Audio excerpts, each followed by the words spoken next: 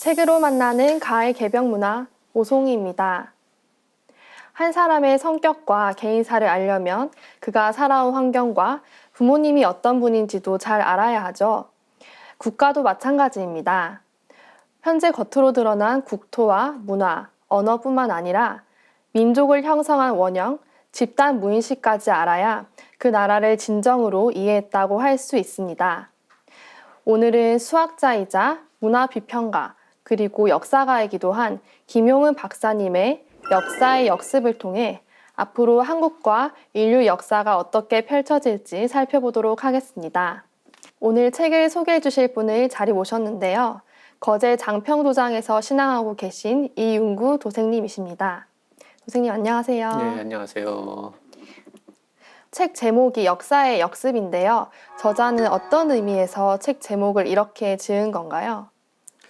우리는 가끔 세계를 객관적으로 바라봐야 하는데요. 만약에 외계인이 있어서 지구에 와서 지금의 세계를 본다면 깜짝 놀랄 겁니다. 왜냐하면 지구의 세상은 너무나 혼란스럽기 때문이겠죠. 세계 곳곳에서 분출하고 있는 테러와 전쟁, 핵위협, 그리고 자연 파괴와 가치관의 혼란, 경제 불황 등등은 지구의 미래가 과연 있을까를 심각하게 고민하게 되는데요. 그러면 세상은 왜 이렇게 혼란스러울까요? 세계의 평화는 멀어지고 전쟁과 테러, 불평등과 차별은 왜 이렇게 심해져만 갈까요? 그리고 그 원인은 과연 무엇일까요? 저자는 이런 시대적인 질문에 명백하게 그것은 역사의 역습 때문이라고 답변을 하고 있습니다. 그리고 왜 역사의 역습인지 그것이 무엇인지를 책에서 자세하게 풀어놓고 있죠. 책에서 저자는 19세기가 서구 세력에 의한 침략의 역사였다면 21세기는 그에 대한 역습으로 막을 열었다고 말하고 있는데요. 정말 과거 제국주의의 강대국들이 약소국들을 침략하면서 자기들이 편리한 대로 경제를 수탈하고 민족이나 종교, 주민의 정서를 도외시한 채 국경을 나누고 통합하는 바람에 그 후유증이 세계 곳곳에서 터져나오고 있고요. 더불어 세계의 카오스는 날로 증폭되고 있는 게 현실이죠. 특히 저자는 역사의 역습이 나타나는 대표적인 사건을 두 가지 얘기하고 있는데요. 하나는 북한이 핵무기 비확산 조약을 무시하고 핵무기를 개발한 것이고요. 또 하나는 뉴욕의 세계무역센터가 무너진 2001년 9.11 테러라는 것입니다. 그 이후의 세상의 흐름은 이전과는 전혀 다른 양상을 보이고 있고요. 이제는 역사의 역습과 함께 자연의 역습과 과학의 역습이 총체적으로 발생하고 있다고 얘기를 하고 있어요. 그러면 역사의 역습이 구체적으로 무엇인지는 책 내용으로 들어가서 하나씩 살펴봐야 하겠습니다. 저자인 김용은 박사님은 수학자이면서 문명 비판가로도 이름을 떨치고 있는데요. 간단히 저자를 소개해 주시겠어요?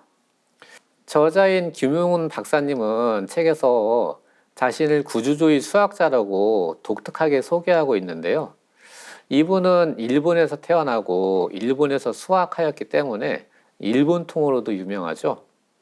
일본어를 비롯해서 5개국어를 능숙하게 구사하시는데요.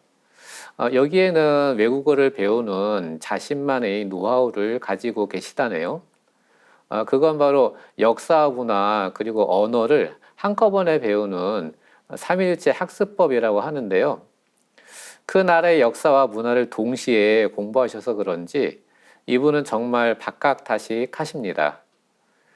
책의 저술 활동도 활발하게 하시는데요. 지금까지 100권이 넘은 책을 집필을 하셨어요. 책 한 권을 쓰는 게 어려운 일이라는 것을 생각하면 정말 대단한 분이시죠. 책의 내용을 보면 기본적으로 수학자의 모습을 보여주면서 동시에 철학자와 문명 비평가로서의 모습이 함께 나타나고 있는데요. 정말 한국의 버트런드 러셀이라고 불리는 게 이상하지 않겠다라고 느껴졌습니다. 특히 90년대 일본에서 일어난 버블 경제의 붕괴를 예측해서 큰 파장을 불러일으킨 적도 있으시죠. 더불어서 역사 역습 책 소개도 잠깐 해보면요. 이 책은 전체 10부로 구성되어 있거든요. 총 분량은 약 600쪽에 달하는 대작이죠. 단순히 분량만 많은 것이 아니라 과학과 철학, 역사, 종교, 그리고 각 지역의 특색을 포함한 방대한 내용을 담고 있는데, 그래서 읽는 사람으로 하여금 감탄을 자아내게 하는 책이죠. 게다가 이 책은 역사의 흐름을 종합적으로 바라보게 해주고 역사에 대한 새로운 통찰력을 열어주는 책이라고 할 수 있겠습니다. 세계를 이끄는 국가라고 하면 미국이나 유럽, 중국을 들 수 있을 텐데요. 이런 나라들에서도 역사의 역습이라는 흐름이 일어나고 있죠. 근데 역사란 크게 보면 발전적인 방향으로 흘러왔거든요. 예를 들면 중세시대의 봉건제도에서 왕정으로 발전을 해왔고요. 왕정에서 민주주의로 발전을 해온 것이죠. 그런데 만약에 민주주의에서 왕정으로 복귀를 하고 거기서 더 후퇴해서 봉건제도로 돌아간다는 것은 있을 수 없는 일이겠죠. 그런데 지금 세계의 주요 국가들은 역사의 발전이 아니라 오히려 후퇴를 하고 있는데요. 책에서는 이것을 역사의 역행, 역사의 반란이라고 표현을 하고 있습니다. 미국을 먼저 보면 트럼프 미국 대통령이 다시 한번 위대한 미국을 외치면서 이게 몰락한 백인 중산층에 어필이 돼서 대통령이 당선이 됐거든요. 그동안 미국은 세계의 경찰 국가를 자처하면서 인권과 평등을 지키려고 노력을 해왔고 저개발 국가도 지원을 했었는데 이제는 미국의 경제가 여의치 않자 자국 중심주의로 급선회를 하게 된 것이죠. 최근 미국의 경제 외교는 이러한 모습을 너무 잘 보여주고 있거든요.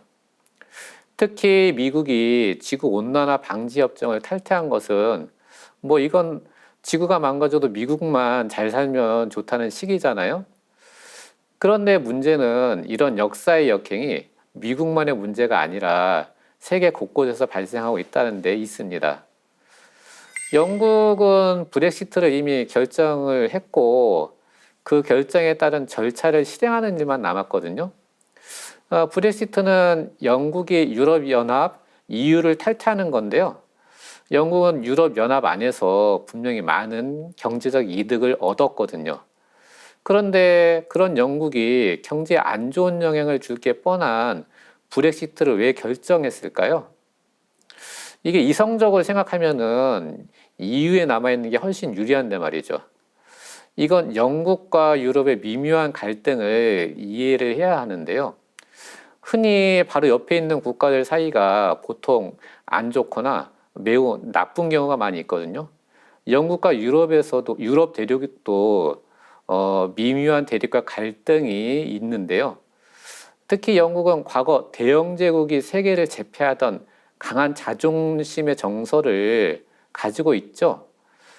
그 정서가 이번에 전격적으로 브렉시트를 결정하게 된 것이죠. 이는 영국이 자국주의와 편협한 민족주의로의 회귀를 보여주는 단적인 사건이라고 할 수 있습니다. 또한 연연방 내부의 갈등도 문제인데요. 스코틀랜드는 유럽연합의 회원국으로 남는 것을 원하고 있었는데 영국이 유럽연합을 탈퇴하면서 스코틀랜드는 독립을 요구하고 있고요. 북아일랜드도 독립을 요구할 확률이 굉장히 높습니다. 그리고 러시아는 구소련이 해체되면서 역사의 뒤안길로 사라지는 듯이 보였는데 세계는 이를 민주주의의 승리로 여겼었지만 최근 러시아는 패권주의로 회귀하면서 강한 러시아를 추구하고 있고요. 중국도 제국주의로 회귀해서 주변의 여러 나라들과 마찰을 빚고 있죠.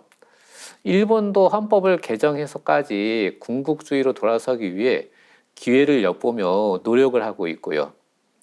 정말로 세계의 흐름은 책에서 말하듯이 역사의 역행을 보여주고 있고요. 이러한 역행으로 한치 앞을 볼 수 없는 혼란함을 가중시키고 있는 것 같습니다. 민족이라는 것이 공통된 신화, 그리고 역사, 문화를 가진 공동체라고 하는데요. 저자는 독특하게도 여기에 집단 무의식을 공유하는 공동체라는 개념을 추가했어요. 집단 무의식이란 어떤 것인가요? 우선 민족은 공통된 신화와 역사, 문화를 가진 공동체라는 말 자체가 매우 중요한데요. 같은 역사를 알고 있고 같은 문화의 정서를 공유한다는 것이 너무너무 중요하죠. 예, 말씀하신 집단 무의식을 알아보기 전에 먼저 무의식을 얘기해 봐야 되는데요. 19세기에 프로이트가 사람의 마음에 무의식이 있다는 것을 발견하게 되죠. 이게 사실은 심리학에서 엄청난 발견인데요. 왜냐하면 무의식을 이해하지 못하고서는 인간의 90% 이상을 모르는 채 나머지 10%만 가지고 안다고 하는 것과 같기 때문이죠. 책에서도 무의식이 지배하는 세계라는 말이 있듯이 대부분의 인간 행동은 무의식에서 나온다고 할 수 있죠. 예, 대표적인 예가 이제 습관인데요. 습관의 힘은 개인의 성공과 실패를 좌우할 만큼 중요한 것이고 또 우리는 습관대로 매일매일을 살아가지만 이 습관이라는 것은 의식적으로 조절할 수 있는 게 아니죠. 전적으로 무의식의 영역입니다. 그래서 3살 버릇 8까지 간다는 말이 있듯이 습관을 고치는 것이 쉽지 않잖아요. 그러면 집단 무의식은 무엇이냐 하면 개인에게 무의식이 매우 중요하듯이 민족에게도 집단 무의식이 있다는 것인데요. 이것은 프로이트의 제자 칼 융이 발견을 하게 됩니다. 개개인에게 무의식이 그 사람의 삶에 중대한 영향을 미치듯이 민족에게는 집단 무의식이 있어서 민족이나 나라의 운명에 지대한 영향을 끼친다는 것이죠. 예, 대표적인 예로 한일 관계에서도 흔히 보이듯이 민족 무의식에서 나오는 정서를 절대 무시할 수 없거든요. 그래서 민족이란 집단 무의식을 공유하는 공동체라는 표현은 정말로 맞는 말이 아닐 수 없습니다.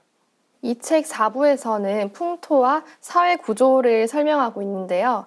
그 중에서 저자는 민족의 집단 무의식에 가장 큰 영향을 끼치는 것이 풍토라고 했는데요. 어떤 사례가 있을까요? 예, 우리가 살아가는데 환경적 요소는 너무 중요한데요. 책에서도 뭐라고 말하고 있냐 하면은 나를 알기 위해서는 먼저 나와 영향을 주고받아온 주변을 파악해야 한다고 얘기하면서 또한 민족도 마찬가지여서 풍토 환경이 민족의 정서와 성격, 생활 습관에 많은 영향을 미치고 있다고 얘기하고 있습니다. 예, 대표적인 예가 한국은 매장 풍습을 가지고 있는데 티베트는 조장 풍습을 가지고 있거든요. 예, 우리는 티베트인들의 조장을 이해하기 어렵지만 티베트인들의 생활 환경을 생각해 보면 조장을 하는 이유가 분명히 있는 것이겠죠. 물론 여기에는 종교적인 신념도 결부되어 있지만요. 그러면 환경의 영향은 어디까지 가능할까요? 예, 생활 습관에 영향을 주는 것은 알겠는데 무형의 정신문화에까지 영향을 주는 것이 과연 가능할까요? 예, 책에서는 정신문화에 꽂힌 종교와 문화 현상까지도 풍토의 영향을 받는다고 이야기하고 있습니다. 이건 정말 종교와 문화를 다시 생각하게 하는 대단한 해석이 아닐 수 없는데요. 책에서는 이것을 어떻게 말하고 있냐 하면은 사막의 단조로운 풍토에서 이론적 유일신 종교가 나왔고 그리고 복잡한 몬순 지역의 풍토에서 불교와 유교가 나왔다는 겁니다. 그러면 반대로 일신교가 몬순 지역에서 발생할 수가 있는가? 아니면 불교가 사막에서 나타날 수가 있겠는가? 예, 책에서 저자는 그건 불가능하다고 단언을 하고 있습니다. 그러니까 환경적 요소가 인간의 삶과 문화에 얼마나 중요한 겁니까? 그런데 사실 이 책에서는 각 지역의 문화가 다른 이유를 기후와 풍토 이렇게 표면적인 원인을 들고 있는데요. 더 근원적으로 생각해 봐야 할 내용이 증산도 도전에 있어서 잠깐 인용을 하도록 하겠습니다. 예, 도전 4편 18장에는 예로부터 각 지방에 나누어 살고 있는 모든 족속들의 분란쟁투는 각 지방신과 지운이 서로 통일되지 못한 까닭이라 모든 족속들이 각각 색다른 생활 경험으로 유전된 특수한 사상으로 각기 문화를 지어내어 그 마주치는 기회에 이르러서는 마침내 큰 시비를 이루나니라는 구절이 있는데요. 여기에서는 기후와 풍토의 문제만이 아니라 더 근본적으로 지구의 각 지역으로 뻗어나간 지리의 기운이 다르고 그에 따라서 다른 환경이 형성되었고 그 속에서 사는 사람들은 다른 경험을 쌓게 되고 그것이 문화로 발전하고 서로 만나는 기회에 충돌이 발생한다는 말씀을 하고 계십니다. 그리고 마지막으로 환경의 중요함을 얘기하는 대표적인 또 한 권의 책을 소개하면요. 바로 총균세라는 책인데요. 총균세도 700종이 넘는 대작으로 책의 전체 주제는 환경은 역사에 분명히 영향을 미친다는 것이거든요. 그 영향력이 얼마나 큰지 그리고 과연 역사의 광범위한 경향도 지리적 환경으로 설명할 수 있는지를 아주 잘 밝혀내고 있습니다. 이와 같이 풍토 환경이나 지류 환경의 중요성을 우리는 항상 염두에 두고 역사와 문화 현상을 바라봐야 하겠습니다. 저자는 카오스 이론의 대가로 이 책에서 카오스 이론을 역사에 적용시켰는데요. 카오스 이론이 어떤 것인지 간단히 설명 부탁드립니다. 네, 이 책의 전체적인 사상의 깃들이 카오스 이론인데요. 여기서는 카오스 이론을 다 알아보기에는 시간이 제한적이기 때문에 카오스에 대해서 주로 이야기해 보도록 하겠습니다. 카오스 이론은 다른 말로는 복잡계 이론이라고도 하는데요. 그 반대는 단순계 이론이 되겠네요. 쉽게 말하면 이 세상은 단순하지 않고 다양하고 복잡하다라는 말이죠. 학자들은 보통 세상을 단순계로 생각하고 연구를 하거든요. 대표적으로 뉴턴이 있는데 뉴턴은 지구와 사과 이렇게 단 두 가지 사물만을 상정해 놓고 만유인력 법칙을 설명하고 있거든요. 그런데 실제로 이 세상에 지구와 사과만 존재하나요? 아니죠. 무한히 많은 개체들이 있고 그 개체들은 서로 영향을 주고받으면서 운동을 하고 있거든요. 그래서 무수히 많은 개체들을 모두 대입해서는 만유인력 법칙이 성립이 안 되겠죠. 경제학 이론에서도 세상을 단순계로 놓고 해석을 하는데요. 사람은 이익에 따라서 행동하는 이성적인 경제 행위자라는 거죠. 그리고 수요와 공급 곡선으로 경제를 해석을 합니다. 하지만 현실에서는 이상적인 수요 공급 곡선이 맞지 않거든요. 왜냐하면 경제 행위 주체인 사람이 너무 다양한 성격을 가지고 있고 꼭 이성적으로만 경제 행위를 하는 게 아니기 때문이죠. 그런데 그 카오스가 복잡계가 단순한 혼란으로 끝나는 게 아니라 새로운 질서를 창조하는 무한한 생명력, 무한한 조화력이 있다는 거예요. 역사적으로 보면 혼돈 자체의 무궁한 창조성을 주장하는 학파가 있는데요. 바로 노자장자의 학파죠. 노자의 도덕경이나 장자라는 책을 보면 카오스를 도라는 말로 표현하기도 하고 또는 혼돈으로 표현하기도 하면서 책 전체에 그런 내용으로 꽉 차 있습니다. 그리고 세계 곳곳의 창세 신화를 보면 모두 천지가 생기기 이전에 혼돈이 있었음을 설정하고 있어요. 혼돈을 우주의 시작으로 보고 있는 거죠. 이와 같이 세계의 고대 문명도 한결같이 카오스의 본질을 역동적인 창조적으로 이해했던 것이죠.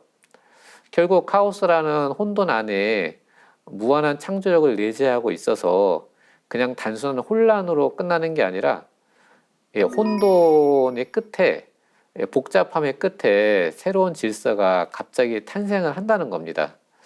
이게 매우 신비한 현상이거든요. 이런 현상을 연구하는 학문이 카오스 이론이 되는 것이죠. 역사에 나타난 카오스의 예로서 책에서는 추측시대를 이야기하고 있는데요. 추측시대는 어떤 시대인가요? 인류는 서기전 8세기에서 3세기까지 약 500년간 세계의 주요 종교와 철학이 탄생하는 인류사에 있어서 가장 경이로운 시기를 맞이하는데요. 이를 일컬어서 추축시대라고 합니다. 인류 역사에서 축처럼 작용하는 중요한 시기라는 뜻인데요. 또 다른 표현으로는 차축시대 혹은 추기시대라고 하기도 하죠. 역사상 가장 위대한 정신혁명의 결과물들이 2000년이 지난 지금까지도 인류의 철학적인 종교적인 성찰의 근본을 이루고 있고요. 인류는 아직까지도 추구 시대의 통찰을 넘어선 적이 없다고 하고 있어요. 추측 시대가 발생하게 되는 역사적인 흐름을 잠깐 살펴보면요. 서기전 30세기에서 20세기 사이에 인류는 보편적인 농업혁명을 경험하게 되거든요. 농업혁명으로 식량 공급이 늘어나서 인류가 잘 먹고 잘 살았느냐? 그게 아니라 오히려 인간의 삶은 피폐해졌는데요. 왜냐하면 계급사회가 만들어지고 착취와 전쟁이 일반화되었기 때문이죠. 그리고 서기전 5세기를 전후해서 철기의 발명이 있었는데요. 철기의 발명은 국가의 탄생에 기여를 했지만 강력한 무기로 인해 전쟁은 더 참혹해졌고 대량 살상이 가능해지면서 인간의 삶은 더 황폐해졌죠. 이런 혼란한 카오스 시대에 인류에게 극적인 정신혁명이 일어나는데요. 극도로 혼란한 상황을 극복할 수 있는 힘을 이로써 얻게 되는 것이죠. 그것도 지구상의 서로 다른 4개의 지역에서 동시다발적으로 깨달음의 문화가 발생을 하게 되는 것인데, 그렇다면 우리는 이런 질문을 해볼 수가 있어요. 이런 궁금증이 드는데요.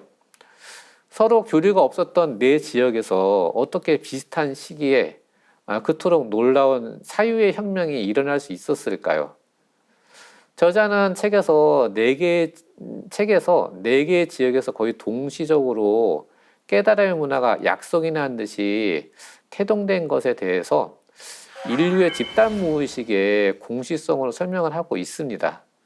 그런데 사실은 또 다른 해석도 가능할 수 있거든요. 서로 다른 4개의 지역에 정신문화의 원형이 탄생을 했는데 그 원형을 태어나게 하는 진짜 인류의 보편적인 원형 문화가 있을 수 있겠죠. 이런 내용은 환단고기에 잘 나와 있습니다. 저자는 책에서 각 민족들의 집단 무의식에 기반한 원형 사관을 이야기하고 있습니다. 전 세계를 아우르는 특정 하나의 사상으로 역사를 바라보는 것이 아니라 각 민족마다 가지고 있는 역사 원형을 알아야 한다고 이야기하고 있죠. 네, 저자는 원형 사관을 책에서 자세하게 설명하고 있는데요. 우리는 먼저 역사에 대해서 생각을 해봐야 할 것 같습니다. 역사는 과거에 대한 해석이죠. 더 자세하게 말하면 역사란 시간의 축에 따라 발생한 여러 요인이 어떻게 상호작용을 하여 어떤 결과를 빚어왔는지를 분석하고 관찰하는 학문이죠. 과거에는 역사학이라고 하면 보통 서양의 역사학을 말해왔거든요. 근데 여기에는 2가지 큰 특징을 가지고 있었는데요. 첫째는 역사적인 사건이 있으면 그에 대한 철학적인 의미를 묻기보다는 사건을 충실하게 기술하는 것, 그 자체만을 중요시했었고요. 둘째는 서양의 역사관이 기본적으로는 기독교의 일신관을 바탕에 깔고 직선사관을 가지고 있다는 것이죠. 직선사관이라면 세상이 출발점이 있어서 시작을 해서 발전을 하다가 결국 이상향에 도달해서 끝이 난다는 시각이죠. 다른 말로 하면 진보사관이라고 할 수 있습니다. 그런데 그래서 근세 인물인 헤겔이나 마르크스까지도 기독교적인 직선사관을 기반으로 진보사관을 말하고 있는 것이죠. 그런데 저자는 책에서 역사는 서양의 역사관처럼 단순하지 않다고 말을 하고 있습니다. 역사는 직선적으로 흘러가는 단순한 게 아니라는 거죠. 역사는 복잡계로서 오늘의 현실은 어제의 역사에 새로운 요인을 가미해 되먹임을 한다고 얘기하고 있거든요. 결국 복잡하다는 말인데요. 토인비가 말을 한 것처럼 현실의 도전과 응전에 의해 끊임없는 생성, 발전, 소멸의 과정을 반복하는 것이죠. 저자는 복잡한 역사를 원형사관으로 해석을 하고 있는데요. 원형사관은 역사적인 사건을 원형으로 조명하고 민족이나 국가의 관계도 원형의 충돌로 해석을 하고 있습니다. 원형의 충돌이라는 부분이 참 멋있는 말이거든요. 지금까지 역사 교과서가 주로 각 나라의 좁은 시각으로 보는 역사를 다뤄왔다면 원형사관은 문화 전반을 원형의 시각으로 보고 현실을 원형과 시대적 조건의 얽힘으로 해석하는 독특한 방식인데요. 특히 원형을 역사에서 중요하게 여긴다는 점은 매우 높게 평가해야 된다고 생각이 되네요. 네, 지금까지 이윤구 도생님 모시고 역사의 역습에 대해 알아봤는데요. 그동안 우리가 몰랐던 역사의 내면, 역사를 만들어온 원형과 원동력에 대해 알 수 있는 시간이었습니다. 현재와 미래의 역사를 알려면 결국 원시 반본에서 국가의 역사가 이루어진 최초로 돌아가 그때부터 이루어진 집단 무의식을 살펴봐야 한다는 것을 알 수 있었습니다. 도생님 말씀 감사합니다.